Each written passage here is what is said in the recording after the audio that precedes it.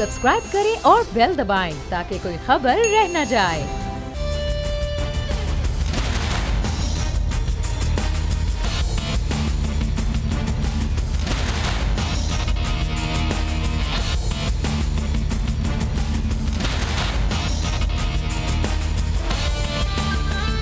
अस्सलामुअलैकुम। The special report with Mudassar Iqbal के साथ हाजिर खिदमत है। नाजरीन, इस वक्त वज़ीर आज़म पाकिस्तान इमरान खान चीन में मौजूद हैं। ये दौरा इस लिहाज से बड़ा अहम है क्योंकि यूनाइटेड नेशन में खिताब के बाद वज़ीर आज़म पाकिस्तान चाइना गए हैं कि चीन का शुक्रिया अदा किया जाए, जिस तरह से सलामती कौंसिल में और फिर साथ ही साथ यूनाइटेड नेशन में कश्मीर के मौक़िफ़ पर पाकिस्तान की हिमायत चाइना की जानिब से की गई। दूसरा एक और बड़ा अहम मामला है जिसकी अभी तक तस्दीक होना बाकायदा तौर पर अहम है कि चीनी सदर को भारत में दौरे की दावत दी गई है और इस दौरे के हवाले से अभी तक मामलात हतमी नहीं हुए हैं, लेकिन ये दौरा भी बहरहाल अहम होगा जब चीनी सदर भारतीय वज़ीर आज़म से मुलाकात भी करेंगे और क्या सूरत हाल होगी वहाँ पर, कश्मीर के हवाले से भारत क्या मौक़िफ़ अपनाएगा, ये भी अहम है। लेकिन वज़ीर आज़म पाकिस्तान एक ऐसे वक्त में भी चीन में मौजूद हैं जब सी पैक के हवाले से बहुत ज़्यादा ख़दशात और तहफ़्फ़ुज़ात का इजहार किया जा रहा था और इस वक्त अब ऑर्डिनेंस के ज़रिए एक सी पैक अथॉरिटी का क़याम भी अमल में लाया गया है और चाइना इस सारे अमल में पाकिस्तान के साथ किस तरह से उसी तरह चलता रहेगा जो माजी में दावा या वादा किया जाता रहा है कि चीन पाकिस्तान में नए से नए मंसूबे लगा रहा है। बात हो रही थी बहुत ज़्यादा कि शायद चीन जो है वो अपने मंसूबों के हवाले से और अपनी इन्वेस्टमेंट के हवाले से शायद कहीं स्लो है, लेकिन ऐसा कुछ भी नहीं। मज़ीद नए मंसूबे भी पाकिस्तान में अब शुरू होने जा रहे हैं चाइना के तवस्सुत से। हम इस सूरत हाल पर बात करेंगे। हमारे साथ इस वक्त मौजूद हैं साबिक वज़ीर ख़ारजा खुर्शीद महमूद कसूरी साहब। कसूरी साहब, बहुत शुक्रिया सर आपके वक्त का। सबसे पहले तो वज़ीर आज़म इस वक्त दौरा चीन पर मौजूद हैं और कश्मीर के हवाले से भी शुक्रिया अदा किया जाएगा। वहीं पर चीनी सदर को भारत के दौरे की भी दावत दी गई है, तो इस असना में वज़ीर आज़म इमरान खान का चीन का दौरा कितना अहम है? डेफिनेटली चाइना के बारे शुक्रिया भी वज़ीर आज़म अदा करेंगे पाकिस्तानियों की तरफ से, लेकिन कई इसमें मामला डिस्कस होंगे। कश्मीरी पे बात कर ले तो सबसे अहम बात यह है कि वज़ीर आज़म हिंदुस्तान नरेंद्र मोदी साहब ने दावत दी हुई है प्रेसिडेंट जी जिनपिंग को साउथ इंडिया में, वहाँ कोई मकाम है जहाँ उनकी मीटिंग होगी। अच्छा, लेकिन हैरानी की ये बात है कि बावजूद इसके कि वो 2-3-4 दिन में मीटिंग होने वाली है, कल रात तक फैसला नहीं हुआ था, उसकी को फाइनल अनाउंसमेंट नहीं आ रही थी। अब मुझे नहीं पता आज डेट आई है या नहीं, आज सुबह तक तो कुछ उसकी कवरेज नहीं थी जी। इसका मतलब ये है कि चाइना और न्यू दिल्ली में हिंदुस्तान में कोई ना कोई ऐसे इश्यूज़ हैं जो कि अभी वो फाइनल ब्यूरोक्रेट सेटल नहीं कर सके। हो सकता है कि वो अभी बहस कर रहे हों कि उनकी जो विज़िट है उसका जो, जैसे हम डिप्लोमेटिक लैंग्वेज में कहते हैं, आउटकम क्या होगा।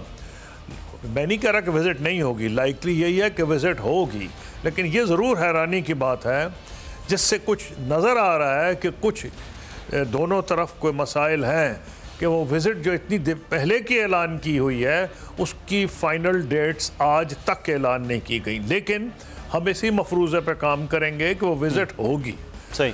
और इसलिए प्राइम मिनिस्टर इमरान खान की जो दौरा है नहायत अहमियत का हामिल है, क्योंकि ये एक तो हिंदुस्तान को सिग्नल जाएगा कि इतनी अहम विज़िट जो इतनी महीने से प्लान की हुई थी प्रेसिडेंट ऑफ चाइना ने हिंदुस्तान के वज़ीर आज़म की दावत पर, उससे पहले उन्होंने मुनासिब समझा कि प्राइम मिनिस्टर ऑफ पाकिस्तान को दावत दें, उनसे बातचीत करें और उनका नुक्ताए नज़र समझें दू बदू कश्मीर के मामले पे और पाकिस्तान भारत ताल्लुकात पे।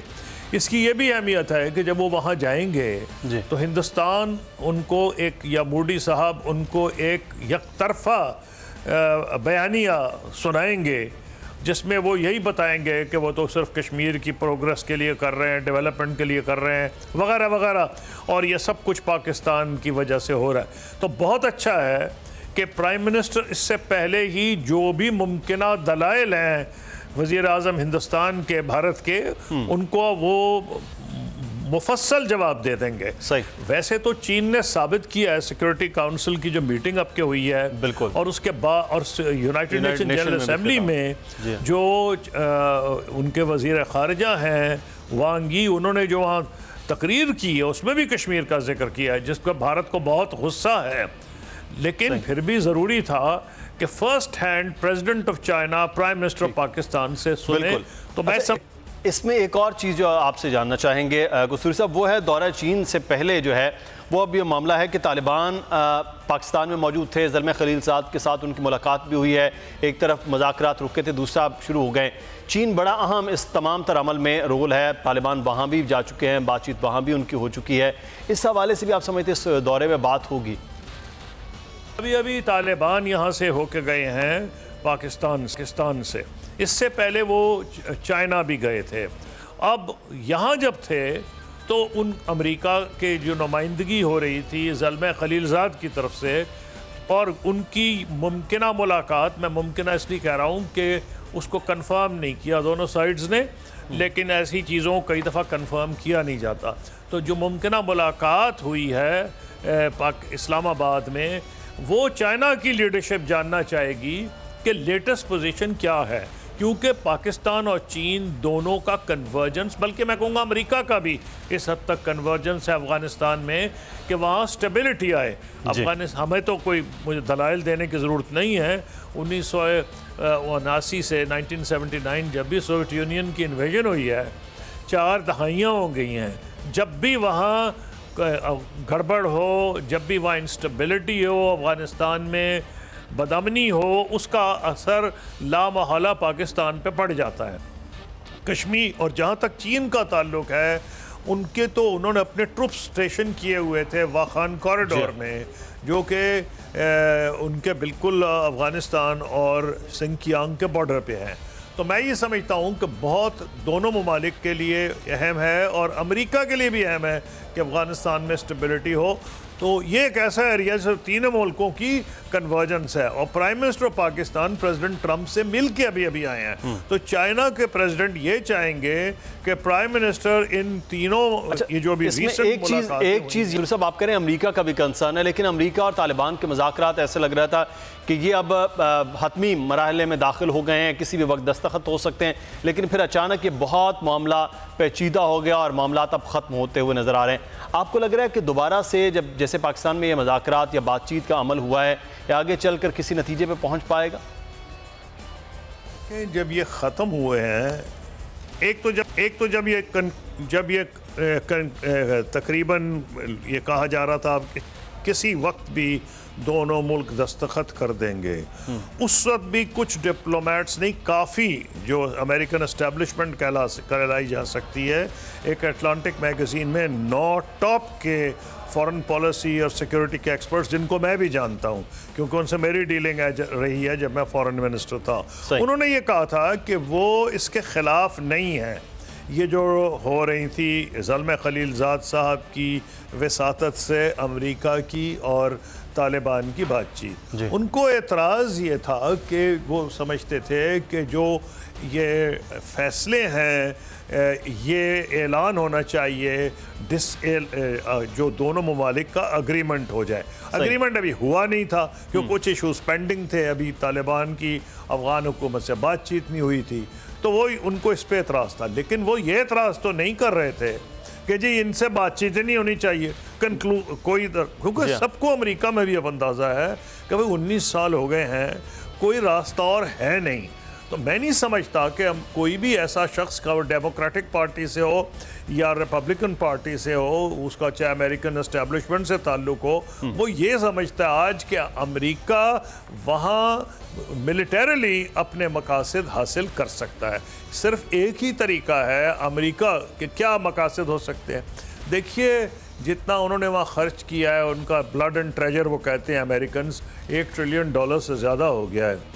तो वो ये सिर्फ एक तो मुनासिब समझी जाती है उनकी ख्वाहिश कि जब वो जाएं तो यहाँ खाना जंगी ना हो जाए, सब कुछ ऊपर नीचे ना हो जाए, जो को प्रोग्रेस हुई है ख़वातीन की तालीम या जनरल एजुकेशन के सिलसिले में, वो तमाम के तमाम तलपट ना हो जाएं, ये तो मुझे समझ आती है। ये चीज़ें जो हैं ये तो पाकिस्तान के अपने मफाद में हैं, क्योंकि पाकिस्तान भी ये चाहेगा कि और तालिबान को समझा रहा होगा कि अगर उन्होंने कोशिश की कि तमाम की मर्ज़ी के बग़ैर काबुल पे कब्ज़ा करने की, एक तो उनको काबुल पे कब्ज़ा शायद नहीं करने दिया जाएगा। अमेरिका अगर पुल आउट भी कर जाए तो इतने फ़ौजी ज़रूर छोड़ेगा कि एयर कंट्रोल एयर भी, और वो तो वहाँ अमेरिका में बैठे हुए भी हमले कर सकते हैं। ये मेरे ख्याल तालिबान को समझ आ गई होगी। फिर जितनी कौमियतें बाकी की हैं वो सारी इनके ख़िलाफ़ हो जाएंगी और वो मंजरनामा रिपीट होगा जो कि पहले था नॉर्दर्न अलायंस वर्सेस तालिबान। ये मैं समझता हूँ तालिबान इतना समझ गए होंगे कि अगर उन्होंने अफ़गानिस्तान पे हुकूमत करनी है, अगर वो अफ़गानिस्तान की हुकूमत में स्टेक होल्डर होना चाहते हैं, तो अफ़गानिस्तान की इस किस्म की तो ये तदारुक दोनों है वो है। लेकिन एक और अहम मामला जो सी पैक के हवाले से मैं करना चाहूँगा, क्योंकि वज़ीर आज़म दौरा चीन पर हैं। सी पैक के हवाले से कसूरी से बहुत ज़्यादा नेगेटिविटी फैल रही थी, बहुत ज़्यादा ये बात हो रही थी कि शायद चाइना इस बात पर नाराज़ है, कहीं फिर सी पैक अथॉरिटी का क़याम भी ऑर्डिनेंस के ज़रिए हो गया। आप समझते हैं कि इसका तदारुक भी बहुत ज़्यादा ज़रूरी है? बहुत सी गलत फहमियाँ जानबूझकर पैदा की जा रही थी बाई वेस्टेड इंटरेस्ट, और उसमें कई गैर मुल्की अखबार भी थे और उसमें हमारे लोग भी कुछ थे, और कुछ शुरू में ऐसे बयानात आए थे जिनसे ये ख्याल उभरता था कि शायद इसलिए कि क्योंकि पाकिस्तान के बैलेंस ऑफ पेमेंट्स के बहुत प्रॉब्लम हो गए हैं, जिसमें हमारी जो फॉरेन एक्सचेंज रिजर्व्स पे बहुत असर पड़ा है, तो शायद पाकिस्तान स्लो जा रहा है सी पैक पे। ये कुछ वज़रा के बयानात से ऐसे लगा था। लेकिन उसके फ़ौरन बाद chief of army staff general Qamar Javed Bajwa गए बेजिंग और वो मिले उनको प्रेसिडेंट ऑफ चाइना को। ये काफ़ी देर हो गई है इस बात को, तकरीबन 8-9 महीने हो गए। अब ये सारे बैकग्राउंड है, लेकिन जो मिनिस्टर कंसर्न्ड है खुसरो बख्तियार, उन्होंने कह भी दिया है कि ऐसी कोई बात नहीं, बल्कि वो तो ये कह रहे हैं कि हम नए प्रोजेक्ट्स भी लेके जा रहे हैं, बशमूल बुंजी डैम जो 7,000 मेगावाट इलेक्ट्रिसिटी पैदा करेगा, और जो स्टील मिल है कराची की जो 1 मिलियन टन की है और 3 मिलियन पे उसको कोशिश की जाएगी बढ़ाने की। तो मुझे पूरा कभी उम्मीद है, और इसका दलील क्या है कि पाकिस्तान की गवर्नमेंट बहुत सीरियस है सी पैक पे, बिल्कुल उससे मुखालिफ जो बयानिया चल रहा है वो क्या है। कैबिनेट ने फैसला किया है कि सी पैक अथॉरिटी बनाई जाएगी। ये मैंने कई साल पहले खुद मेरे ये ख्याल था और मैंने पब्लिकली ये कहा था कि इन तमाम वसवसों को चुप कराने का एक तरीका है कि सी पैक अथॉरिटी बनाई जाए, जो उसका कुल्ली काम ही होगा, कुल वक्ती होगी, वो यही काम करेगी।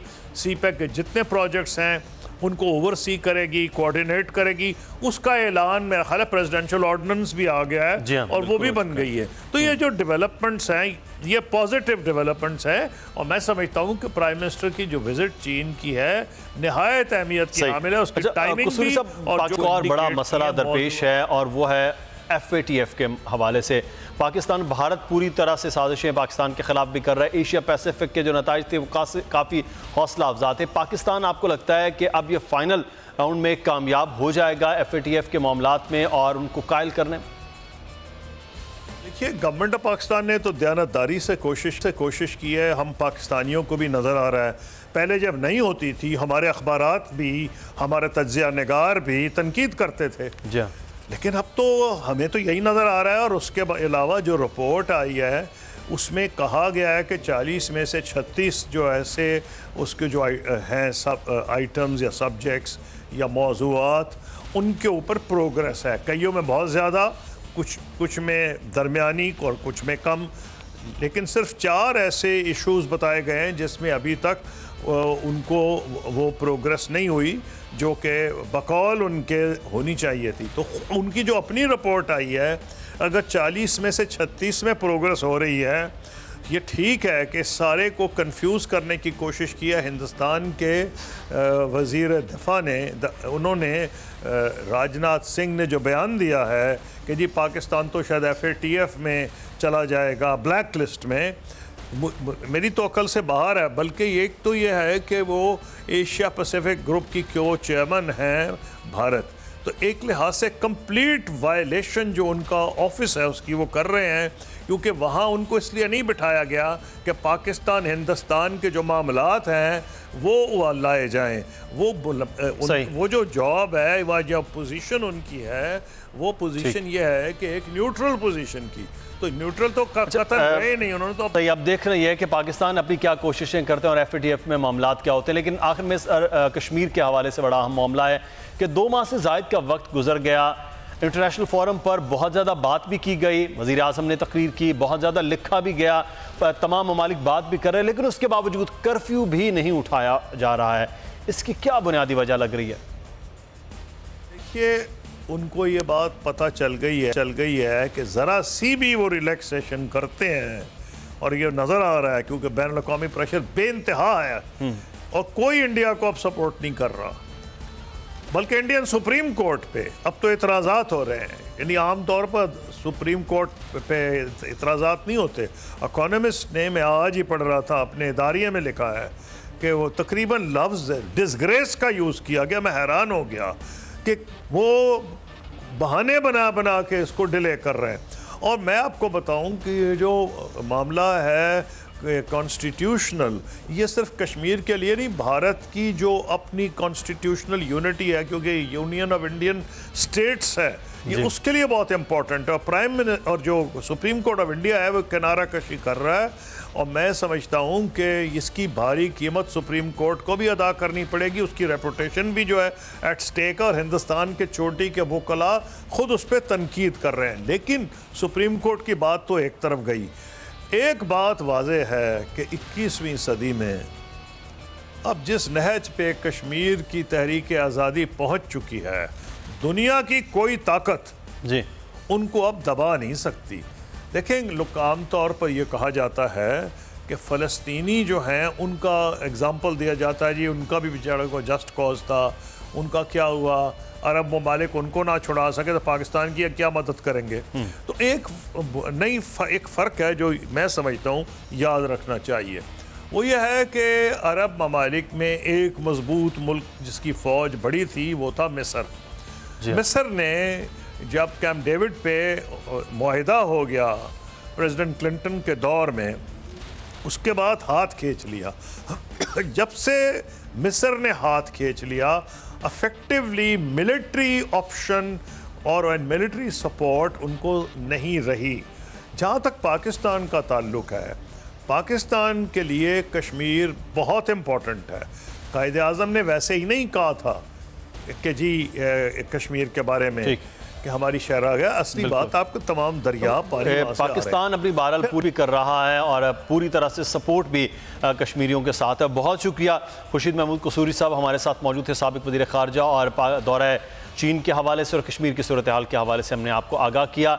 मज़ीद भी खबरें प्रोग्राम का हिस्सा बनाएंगे, लेकिन इस ब्रेक के बाद हमारे साथ रहिए।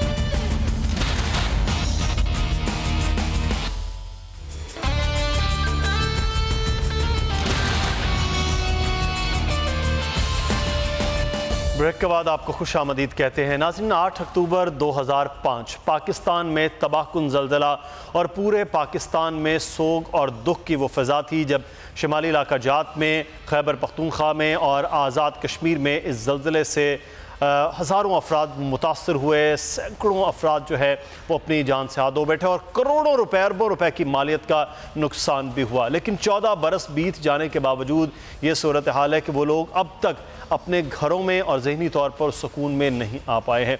आज इसी उन तमाम शहदा की लवाहिकीन जो हैं वो गम में मुब्तला हैं और बरसी मनाई जा रही है।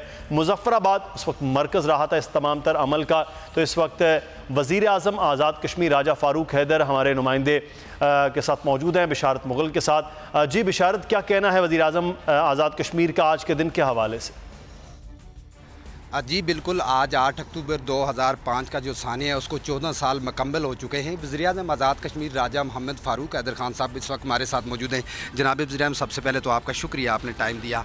14 साल मुकम्मल हो चुके हैं, तामीर नौ के लिए कितने फ़ंड दरकार हैं और इस मौके पर आप आलमी बरादरी से कोई मुतालबा करेंगे और जिन लोगों ने ज़लज़ले के दौरान कश्मीरियों के साथ मदद की उनके लिए क्या पैगाम देंगे? शुक्रिया आपका जी।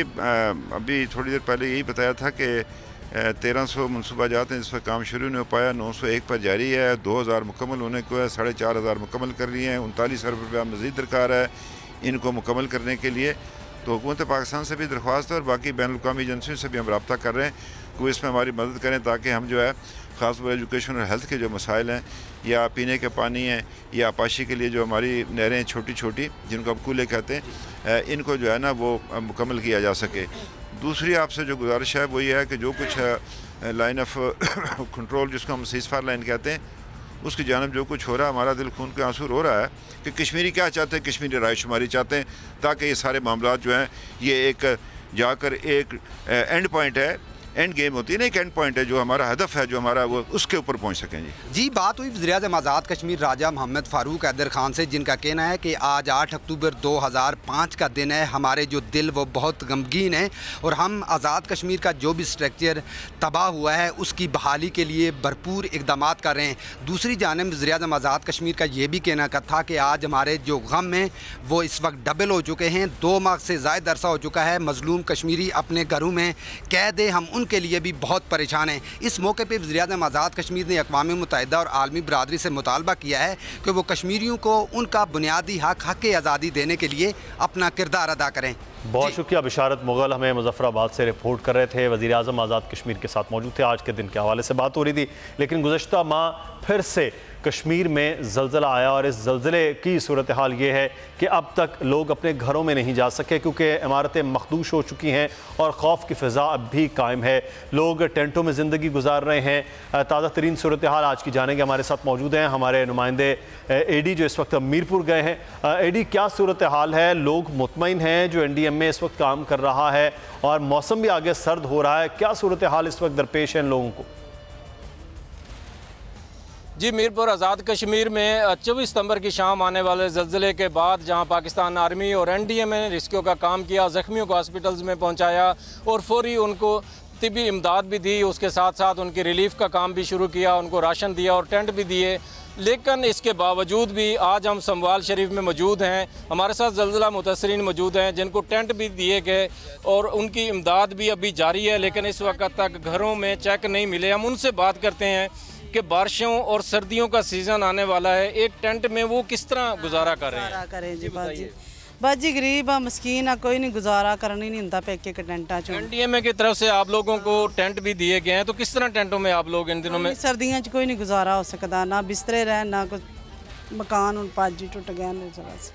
क्या मुतालबा करते हैं हुकूमत से कि टेंट तो आपको मिल गई है लेकिन बारिश के सीज़न में सर्दियां आने वाली हैं, तो किस तरह एक टेंट में फौरी तौर पे आप क्या इमदाद चाहते हैं? हाँ जी, बिस्मिल्लाहिर्रहमानिर्रहीम। मैं एक टेंट मिल गया और खाने पीने वैसे है, सिर्फ ज़रूरत है कमरे नहीं तो कमरा चढ़ जाए अगर सर्दियाँ बारिशों मौसम। तो एडी रहे थे मीरपुर की सूरत हाल के हवाले से, बहुत शुक्रिया एडी आपका। और अब बात करेंगे इस वक्त मौलाना फजलुर रहमान के धरने के हवाले से और अपोजिशन जमातों की रहबर कमेटी का आज इजलास भी होने जा रहा है। मौलाना फजलुर रहमान 27 अक्टूबर के अपने धरने पर कायम हैं, लेकिन जो बड़ी जमातें पाकिस्तान मुस्लिम नून और पाकिस्तान पीपल्स पार्टी बुनियादी तौर पर अब तक मौलाना फजलुर रहमान के साथ नहीं, लेकिन मुतालिबा उनका भी इस हुकूमत को हटाए जाने का है। पाकिस्तान मुस्लिम नून के सीनियर रहनुमा शेख रोहेल असगर साहब इस वक्त हमारे साथ मौजूद हैं। शेख साहब, इस वक्त आप समझते हैं कि ये सूरत हाल जो मौलाना फजलुर रहमान जो हैं वो अपने धरने के लिए निकल रहे हैं, आपकी जमात है जिसकी पंजाब में ज़्यादा स्ट्रेंथ भी है, तो इस्लामाबाद में ये धरना होना, आपका साथ होना ज़्यादा ज़रूरी था, आप अभी तक फैसला नहीं कर पाए हैं या पाकिस्तान मुस्लिम नून 27 अक्टूबर के धरने में अब शरीक नहीं होगी? दो बुनियादी बातें मैं आपसे अर्ज करना चाहता हूँ। एक बात तो ये, जितनी जो बात मैं करूँगा वो मेरी ज़ाती राय होगी, उस पर मेरी जमात का कोई लेना देना नहीं होता है। और दूसरा जो आप इरशाद फरमा रहे हैं ना कि जमात का मौक़िफ़, मैंने जो पढ़ा, जो देखा, जो सुना, जो मेरी इत्तला है वो ये है कि जमात ने इनकार कहीं नहीं किया, मोटिव एक ही है, मकसद एक ही है कि इस हुकूमत से जान छुड़वाई जाए, मतलब जान नहीं छुड़वाई जाए, इस मुल्क की जान छुड़वाई जाए यार, इस मुल्क के अवाम की जान छुड़वाई जाए। जो आप मुझसे ज़्यादा बेहतर समझते हैं, अगर मैं कुछ बात करूंगा अगर मनफी, तो आप कहेंगे कि शायद मैं इसलिए करूंगा तो इख्तिलाफ में हूँ, तो इसलिए बात करूँ। आप रोजाना बिला नागा में देखता हूँ कि आपके लोग जाते हैं बाजारों में, सड़कों पे, गलियों में, अपने मार्केटों में लोगों की राय देखते हैं, उनके तासरात देखते हैं। तो उससे ये है कि आप ये समझ लें कि इस मुल्क और मुल्क के अवाम की जान छुड़ाने के लिए ज़रूरी है कि आप एक नुक्ते पर इकट्ठे हो जाएं। अब मामला क्या है? मामला ये है कि जो मैं ये समझ सेंसिटिविटी कहाँ पे ये चीज़ इख्तलाफ क्या है या जिस पे थोड़ी सी रिजर्वेशन है, वो ये है कि कहीं आप जज्बात में आके कहीं ऐसा कदम उठा लें जो इंतहाई आखिरी कदम हो, जिससे इस सिस्टम को नुकसान पहुंचे। इस सिस्टम को नुकसान ना पहुंचे उस किस्म के इक़दाम जमात करना चाहती है। तो सियासी जमातें, दोनों सियासी जमातों ने भी, यूथ पार्टी ने भी और पाकिस्तान मुस्लिम लीग नून ने भी बहुत सारी अदवार देखे हैं और बहुत सारे मामला देखे हैं। इसका जमहूरियत को डी होते भी देखा हुआ है, जमहूरियत ये कोशिश करते भी देखा है, उसमें कुर्बानियाँ भी दी हैं। तो उस सिलसिले में थोड़ी सी मेरी अपनी ज़ाती सोच है या राय है कि इस पे ये हो सकता है कि एक खदशा कि कहीं ऐसा कदम ना उठ जाए जिससे पूरा मामला ही जो है वो लिपट जाए। तो इसलिए मेरे ख्याल में शायद ये रिजर्वेशन होगी सियासी जमातों के ज़हन में, पीपल्स पार्टी के भी और पाकिस्तान मुस्लिम लीग नून के भी। वरना वो जो मौक़िफ़ है कि जो मैंने आपसे पहले भी शुरू में बात की कि जो एक नुक्ता है वो तो उस पर सारी सियासी जमातें मुत्तफ़िक़ हैं। लेकिन शेख साहब, इसमें एक चीज़ है कि अगर तमाम जमातें इस पर मुत्तफ़िक़ हैं, आपकी जमात भी इस पर मुत्तफ़िक़ है, तो फिर तो कोई और दूसरा तरीक़ाकार तो इस वक्त फ़िलहाल नज़र नहीं आ रहा कि आम इंतख़ाबात हों और इस हुकूमत को हटाया जाए जिस तरह मुतालबा होता है। देखिए, मैं ज़ाती तौर पर ये समझता हूँ, अब अखलाक तो मेरे ख्याल में शायद नापैद हो गया है या शायद उसकी अब फुकदान है अखलाकियात का। वो तो आपके सामने ही है, जो बातें की गई उनका बिल्कुल उलट अब हो रहा है। मतलब जो बयान दिए गए, मैं धरना करूँगा, मैं बंद कर दूंगा, ये क्यों कर रहे हैं भाई आप लोग? ये आप लोगों को नहीं करना चाहिए, मुल्क बर्बाद हो जाएगा। भाई आपने खुद ही तो ये रास्ता दिखाया, ये रास्ता तो आपने दिखाया और अब आप ये समझते हैं कि वो रास्ता, अगर आपने जो रास्ता चुना था वो गलत था, तो अब आप ये क्यों कह रहे हैं? अब आपको ये सामना करना चाहिए। ये तो मैं यही आपको गुजारिश कर रहा हूँ ना कि ये अखलाकियात तो ख़त्म हो गई। अगर फर्ज कीजिए मौलाना साहब आते हैं, मुस्लिम लीग नून आती है, पीपल्स पार्टी आती है, ANP आती है, सारी जुमला जमातें आती हैं और एक स्टेज पे आके तकरीर करते हैं और आवाम से उनके जज्बात जो है उनके मुताबिक वो इजहार करते हैं, तो फिर तो अखलाकी तौर पर जवाब नहीं रह जाता ना हुकूमत के रहने का। तो लिहाजा हुकूमत को वो छोड़ देना चाहिए वो इक़्तिदार का जिससे चिमटे हुए। लेकिन ये होगा नहीं। अब उसके लिए आपको फिर मुल्क की जो अपना है मामलात, उसको अगर रोकेंगे आप तो उसके कॉन्सिक्वेंसेस क्या होंगे ये आप भी ज़्यादा बेहतर जानते हैं, मैं भी जानता हूँ, सारे पाकिस्तान के अवाम जानते हैं। तो इसलिए मेरा ज़ाती जो एनालिसिस है वो यही है कि शायद इसीलिए थोड़ा सा कह लीजिए कोई ज़हन में कोई ऐसी चीज़ है जिसको वो कि सिस्टम जो है वो कहीं तलपट न हो जाए, जिसके लिए 12 जमातों ने कुर्बानियाँ भी दी हैं। बहुत शुक्रिया। शेख रोहेल असगर साहब हमारे साथ मौजूद है, पाकिस्तान मुस्लिम नून के रहनुमा। और एक और बड़ा मामला, पाकिस्तान T20 के शायद ये वाहिद सीरीज़ है जो अपनी होम ग्राउंड पर हारा है और पाकिस्तान T20 में सबसे मजबूत टीम जानी जाती थी, लेकिन एक नई टीम से, कमज़ोर नहीं कहेंगे, नई टीम से दोनों मैचेस में शिकस्त खाई है। हम बात करेंगे करेंगे। एजाज वसीम बाकरी हमारे साथ मौजूद हैं। एजाज, कराची से हमने जीत के भिजवाई थी ये टीम, लाहौर में दोनों मैच आपने हार लिए हैं, वजूहात क्या हैं? मुदस्सिर, आपकी बात बिल्कुल दुरुस्त है कि पाकिस्तान टीम अपने होम ग्राउंड पर पहले T20 सीरीज हारा है, और साथ साथ मैं ये भी बता दूं कि 2019 में ये पाकिस्तान तीसरी T20 सीरीज हारा है, और श्रीलंका के खिलाफ पाकिस्तान T20 क्रिकेट जब से शुरू हुई है 2005 से पहली सीरीज हारा है। ये सिलसिला अब तक शुरू नहीं हुआ, पाकिस्तानी टीम को रिवर्स गियर लगा हुआ है तब से जब पाकिस्तान साउथ अफ्रीका का टूर किया था पिछली सुपर लीग के बाद। उससे पाकिस्तान साउथ अफ्रीका में मुसलसल तीनों सीरीज हारा, फिर पाकिस्तान ऑस्ट्रेलिया के खिलाफ खेला तो 5-0 हार गया, इंग्लैंड के खिलाफ खेला तो 4-0 हार गया, वर्ल्ड कप खेला तो पाकिस्तान अपना राउंड क्लियर नहीं कर सका। तो पाकिस्तानी टीम कराची के अंदर गो के वनडे मैचेस जरूर जीता है, लेकिन अब कप्तान कोच मिसबाह हक ने जो कल प्रेस कॉन्फ्रेंस की है, क्योंकि सोशल मीडिया के ऊपर टॉप ट्रेंड बना हुआ है, यूं लग रहा है कि जैसे उमर अकमल और अहमद शहजाद ही इस शिकस्त के जिम्मेदार हैं। उनके अंदर टैलेंट जरूर है और उनको मौका उनकी डोमेस्टिक की परफॉर्मेंस पर दिया गया है। बदकिस्मती यह है कि पाकिस्तान के अंदर लोग तबसरा तो करते हैं, लेकिन डोमेस्टिक कोई देखता ही नहीं है कि डोमेस्टिक में उमर क्या करके आया है। उमर तीनों फॉर्मेट में स्कोर करके आया है, अहमद की सुपर लीग की अच्छी परफॉर्मेंस थी, उस पर दिया गया है। ओवरऑल पाकिस्तान कोलैप्स हुआ है। एक सवाल जो सबसे बड़ा है इस वक्त, जिसका टीम इंतजामिया जवाब चाह रही है और क्रिकेट फैंस चाहते हैं कि अगर ऊपर से फखर स्कोर नहीं करता और नीचे बाबर स्कोर नहीं करते तो पूरी टीम कोलैप्स कर जाती है। तो ये आई ओपनर था पाकिस्तान क्रिकेट के लिए कि एक ऐसी टीम जिसके 10 मेन प्लेयर भी नहीं है, उसने पाकिस्तान को चारों शाने चित कर दिया।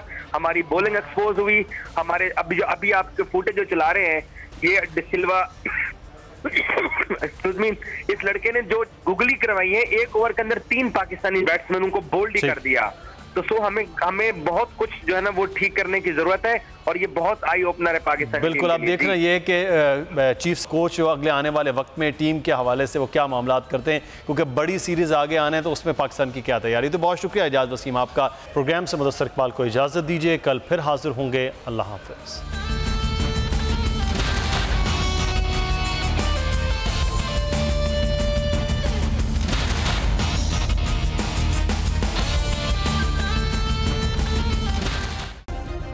सब्सक्राइब करें और बेल दबाएं ताकि कोई खबर रह न जाए।